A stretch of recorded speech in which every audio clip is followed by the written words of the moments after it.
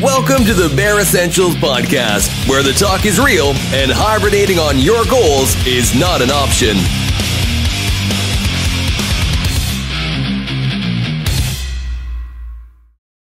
Hi, everyone. Thanks for tuning in. I'm your host, Charles Wallace. If I were to ask you what is the leading cause of death, I'm sure some of the answers I would get would be heart disease, cancer, and you wouldn't be wrong. Those are definitely big causes of death, not just in this country, but around the world. I would argue, though, that there may be a bigger cause of death, and it's something that most people wouldn't even consider.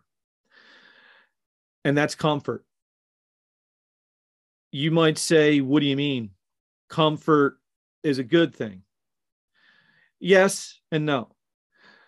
Comfort definitely feels good, but that doesn't necessarily mean it's a good thing.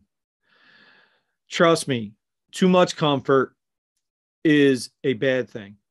And too much comfort is slowly killing people every day. And we need to start understanding that the easy way out, being comfortable, isn't always what's best for us. We need to start looking to do things that are harder, things that will push us, things that will make us better. Now, again, comfort, it's natural. We as human beings, we want comfortable things. I get that.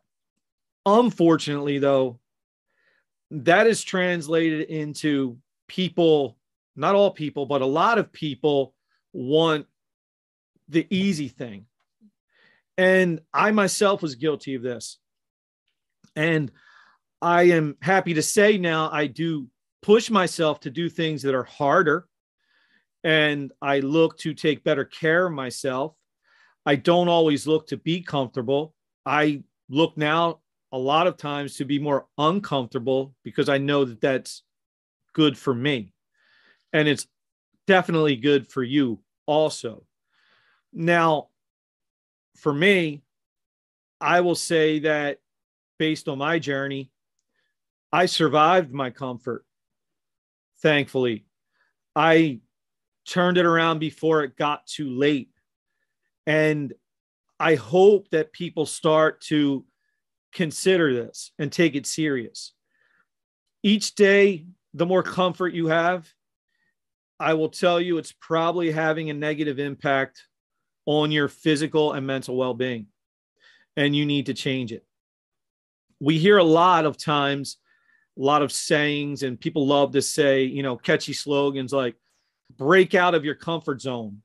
Don't be a prisoner of your comfort zone. Yes, that's all well and good, and the sentiment is good, but how do you do it?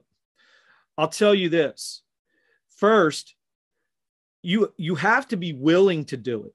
You need to have a willingness to want to do things that may suck for most people, a willingness to do things that are hard, a willingness to push yourself, and a mindset to help push you into doing things that are difficult and that will make you better. And you need motivation for that. Now, when it comes to motivation, there is a lot of good motivation out there as far as, motivational speakers like Tony Robbins, David Goggins, maybe Jocko Willing, people like that. I enjoy listening to those people, and I do get motivation from them. But what I will tell you is, if you depend on someone else for your motivation, basically you are outsourcing your motivation, and eventually it won't be enough, or you won't find it, or you'll find a reason to not do the hard thing. You won't have the motivation to do the hard thing. You'll continue to do the easy thing. So instead of outsourcing your motivation, look for your why. Who is that person in this world, in this life, that is so important to you They will allow you to forego comfort.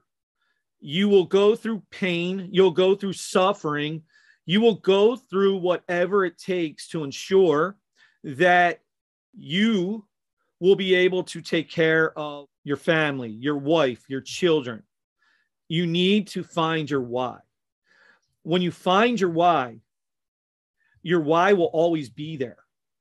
And then it makes things like getting up right away out of bed without hitting the snooze button to go do a workout. It becomes a little easier because as you go to hit that snooze button, you see your why.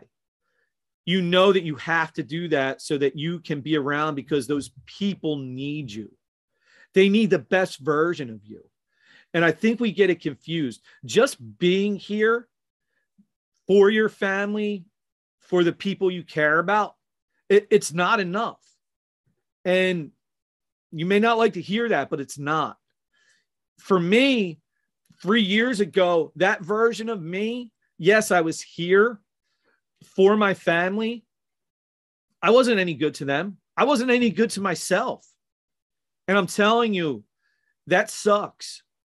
It sucks to think back knowing that even having a wife and 4 kids, I still chose to do things that were easy because it made me feel comfortable.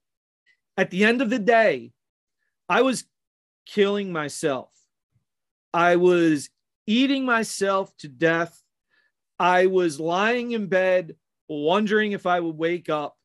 And then when I would wake up, it gave me the okay to continue this self-destructive behavior. Now, I am ashamed to say that I did that. Eventually, though, I realized that that was no one's fault but my own. And I did. I had to forgive myself for it because dwelling on it did no good for me or for my family. And I had to change. I had to realize that that's my why. My wife and my kids, that's my why. That is why I now choose to do uncomfortable things, why I choose to work hard when it comes to my fitness. It's why I choose to not take the easy way out when it comes to my diet, my food choices. You know, it's easy to order a pizza or stop at a fast food restaurant. It's not as easy to stop at the supermarket, buy some healthy food, come home, cook the food, and then eat it. Now, listen, sometimes I'll say this, it may not taste as good either, but at the end of the day, I'm a better person for it. I'm better for myself. Ultimately, I'm better for the people around me. And I'm asking you all to please, if you're at a point in your life where you are almost there at your rock bottom, people have been there and there's hope and you can come back from it. But don't outsource your motivation. Find your why.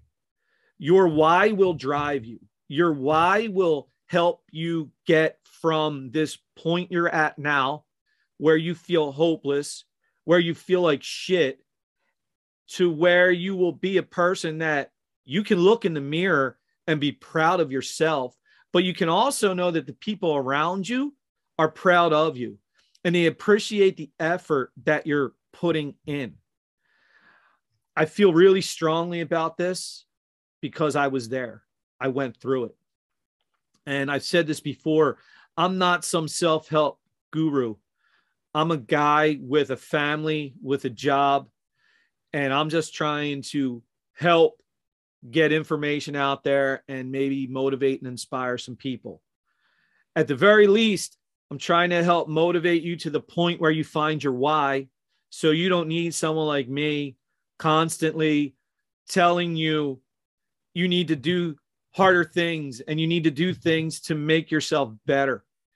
Now, I'll still look to people to gain some extra motivation. We can all use a push. I get that. But ultimately, it comes down to my why. It comes down to those people in my life that I need to be the best version of myself in order to be around for them and to help provide the best life possible for them. And if you start to think that way, switch your mindset, start to understand that comfort isn't the best option.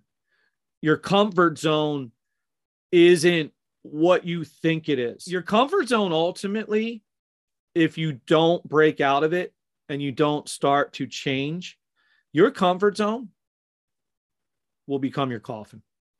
Don't let it happen. Again, embrace things that suck. Do things that are difficult and be proud of it.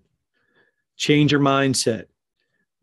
Build your mindset to a point that it will allow you to continue to try harder things, and the level of difficulty will increase. Ultimately, that will help you get through whatever is going on in your life. It will help you get from one place that you're at to the place that you want to be. Small steps along the way, but those steps add up. And eventually you're on the other side. And now you're looking back at your comfort zone, that person you were. And now make sure that person you were is the person that motivates you to be the person you are. It's not easy, but it's worth it. Thanks for tuning in, everyone. Take care. This has been the Bare Essentials. Thanks for listening. And remember, never hibernate on your goals.